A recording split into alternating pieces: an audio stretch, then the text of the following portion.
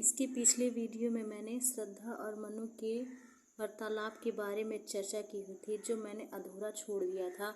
अब उसको आगे पूरा करते हुए मैं बता रही हूँ। मनु कहते हैं, जब श्रद्धा अपनी बातों को मनु के सामने प्रकट कर देती हैं, तब मनु उनसे प्रश्न करते हुए या जिज्ञासा भरी प्रश्न करते हुए वह उनसे पूछते हैं, कौन हो तुम वसंत के दूत विरस पतझड़ में अति सुकुमार। उनसे मनु ने श्रद्धा से कहते, तुम कौन हो।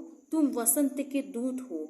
जैसे कोई वसंत ऋतु हो और उस वसंत ऋतु में या नायक है नायिका हो, उनको सुहावना लगता है। तुम मेरे लिए तुम वसंत के दूत के समान बनकर आई हो। विरस पतझड़ में अति सुकुमार, और ये जब पतझड़ है तुम उसमें अति सुकुमार कोमल वाली बनकर आई हो। मतलब तुम आशा का संचार करने हमारे जीवन में आने वाली तुम कौन हो। घन तिमिर में चपला की रेखा और आकाश में जो घने अंधकार है, जो बादल से भरा है, उसमें तुम चंचल बिजली की रेखा के समान रहते हुए तुम कौन हो। तपन में शीतल मंद बयार, और इतने तपन में तुम उस जैसे तपन होता है और उसमें कोई हवाएं किसी को अच्छा प्रतीत करता, उसी तरह तुम भी हमारे जीवन में कौन हो। तुम शीतल मंद बयार के समान इस तपन में कौन हो। तुम उसी के समान मेरे आई हो। नखत की आशा किरण समान, हृदय के कोमल कवि की कांत। और तुम मेरे लिए आशा और किरणों के समान हो, हृदय की कोमल और कांत वाली हो। कल्पना की लघु लहरी दिव्य, तुम कल्पना की एक दिव्य मूर्तिमान हो, कर रही मानस हलचल शांत। और तुम मानस हलचल करते हुए हमें शांत प्रदान कर रही हो। तुम कौन हो।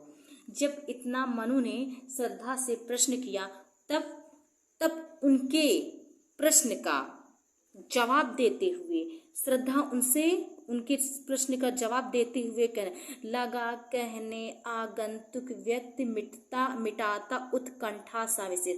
मतलब उत्कंठा था, जैसे मनु को उत्कंठा मतलब जानने की इच्छा होता है, तो उत्कंठा था, तो उनके सा विशेष उनकी उत्कंठा को मिटाते हुए लगा कहने आगंतुक व्यक्ति कौन था। इसमें आगंतुक व्यक्ति श्रद्धा थी, क्योंकि श्रद्धा ही मनु के पास आई थी।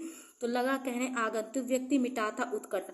तो श्रद्धा ने उनके प्रश्न का जवाब दे रहा कोकिल सानंद सुमन का जो मधुमय सन। अब वो कैसे बोल रही है, जैसे हमें कोयल कू कू करके आवाज करके हमको आनंद प्रदान करती है, उसी प्रकार श्रद्धा भी उनको कोयल की तरह आवाज में उनसे बातें करते हुए कही है, सुमन का जो मधुमय संदेश। और वह मधुमय संदेश देते हुए वह उनसे कहती है, क्या कहती हैं ये देखिए। भरा था मन में न उत्साह, सीख लूं ललित कला का ज्ञान। वह उनको अपने बारे में परिचय देते हुए कहती है कि हमारे मन में न उत्साह था। मतलब जब हम इस पर्वत पे ऐसे घूमते घूमते आ रहे थे, तो हमारे मन में यह उत्साह था कि चलो आज देख लें इस संसार में क्या है क्या चीज़ नहीं है। मेरे मन में न उत्साह था, नहीं उत्साह थे। मैं सोच रही थी मैं सब चीज़ से ललित कला मतलब हाथ का ज्ञान, मुझे सब चीज़ का ज्ञान हो जाए।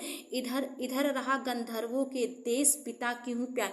मैं गंधर्व देश की रहने वाली हूँ, अब मैं पिता की हूँ प्यारी संतान, अब मैं अपने पिता की एक प्यारी एकमात्र संतान हूँ।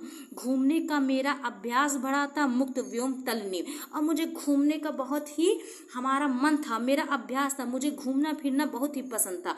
और व्योम तल मतलब आकाश के तल में मैं घूमने के लिए यहाँ चले आई। कुतूहल खोज रहा था व्यस्त हृदय सत्ता का सुंदर। और कुतूहल मतलब जानने की इच्छा थी, मुझे सब चीज़ जानने की इच्छा थी, इसलिए व्यस्त हृदय सत्ता का सुंदर सत्य। इसलिए मैं अपने हृदय को जानने की इच्छा रखते हुए मैं इस जगह पे भटकते खोजते पता करते इस जगह पर आ पहुंची हूँ। दृष्टि जब जाती हिमगिरी और प्रश्न करता मन इधर। जब हम इधर आ रहे थे तो हमारी दृष्टि उस हिमगिरी मतलब होता है जैसे बर्फ से ढका हुआ पहाड़, उसकी ओर मेरा जब दृष्टि जाता तो प्रश्न करता मन, तो मेरा मन प्रश्न करने एकदम अधीर होकर उस पर्वत को देखकर मेरा मन एकदम अधीर होकर एकदम प्रश्न करने लगता है। क्या प्रश्न करना था। धरा की यह सुकुड़न भयभीत आह कैसी है क्या पीड़ा। जैसे कोई पहाड़ हो और टेढ़ा मेढ़ा हो तो धारा की, धारा मतलब भूमि होती है, सिकुड़ मतलब सिकुड़ना, भयभीत मतलब डर, आह कैसी है क्या पी, मतलब जो पर्वत है, जो पर्वत का आकार वह टेढ़ा मेढ़ा, वह इतना सिकुड़ा क्यों है, मतलब जैसे लग रहा है कि वह कोई पीड़ा, जैसे कोई इंसान कोई पीड़ा से सिकुड़ गया है, वैसे धारा पे ये जो पर्वत है वो भी अपने पीड़ा के कारण वह सिकुड़ गई है। मधुरिमा मधुरिमा में अपनी ही मौन एक सोया संदेश, वह पर्वत कैसे लग रहा है, एकदम मधुरिमा, मारे मौन एक सोया, वह मौन है, वह मौन है, वह पर्वत बोलता ही नहीं है, लेकिन किंतु उसको देखकर हमें जैसे लग रहा है कुछ संदेश महान, जैसे पर्वत हमारे महानता का संदेश माना जाता है, वैसे वो हमें संदेश दे रहा हो, कोई महानता का संदेश दे रहा है। सजग हो करता था संकेत चेतन मंच मचल उठी अनजान, सजग हो करता, वो हमें संकेत करता था, चेतना मचल उठी अनजान, और हमें चेतना का वह क्या करता था, अपना चेतना प्रदान करता था।